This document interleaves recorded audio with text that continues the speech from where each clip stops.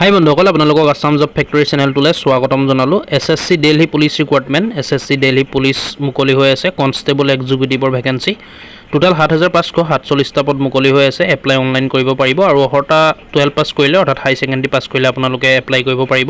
18 বছৰৰ পৰা পাৰিব এপ্লাই কৰিবলৈ। গতিকে চাই থাকিব ভিডিঅ'টো শেষলৈকে। আমি সকলোখিনি কথা অতি কম সময়ৰ ভিতৰতে আলোচনা কৰিম।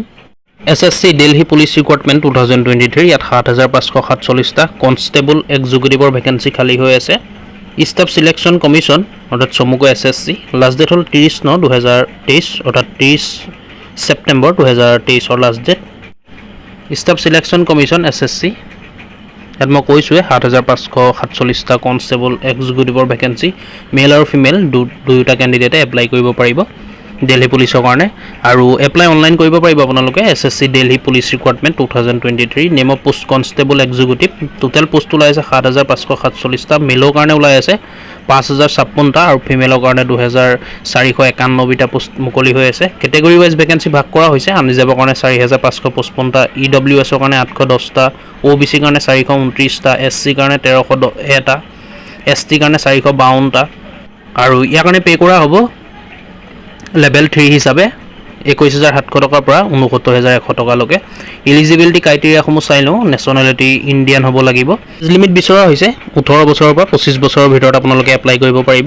আৰু ইয়াৰ কাৰণে এজ ৰিলেক্সেশ্যনো দিয়া হ'ব। SC ST কাৰণে 5 বছৰ, OBC কাৰণে 3 বছৰ, এক্স ছাৰ্ভিচমেনৰ কাৰণে 3 বছৰ।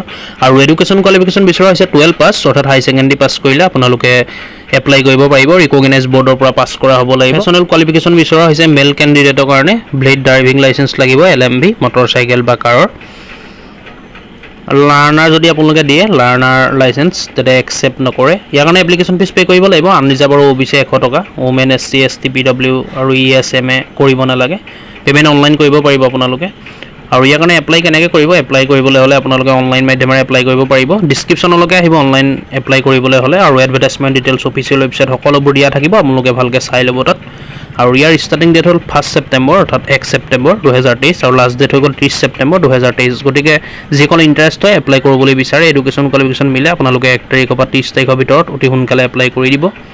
আৰু এপ্লাই কৰিবলৈ হ'লে মই কৈছোঁৱে ডিছক্ৰিপশ্যনলৈকে আহিলে হ'ল, সকলোখিনি তাতে উপলব্ধ থাকিব। আপোনালোকে চাই ল'ব ভালকৈ। এপ্লাই কৰাৰ আগত এবাৰ এডভাৰটাইজমেণ্ট ডিটেইলছটো চেক কৰি ল'ব। গতিকে বন্ধুসকল ভিডিঅ'টো আজি ইমানেই আছিলে। যদি চাই ভাল পালে লাইক এটা কৰি ল'ব আৰু কিবা সুধিবলগীয়া থাকিলে কমেণ্ট কৰিব। এনেকুৱা ধৰণৰ চাকৰি খা খবৰসমূহ পাই থাকিবলৈ আমাৰ আসাম জব ফেক্টৰী চেনেলটো ছাবস্ক্ৰাইব কৰি ল'ব। ধন্যবাদ। জয় আই অসম।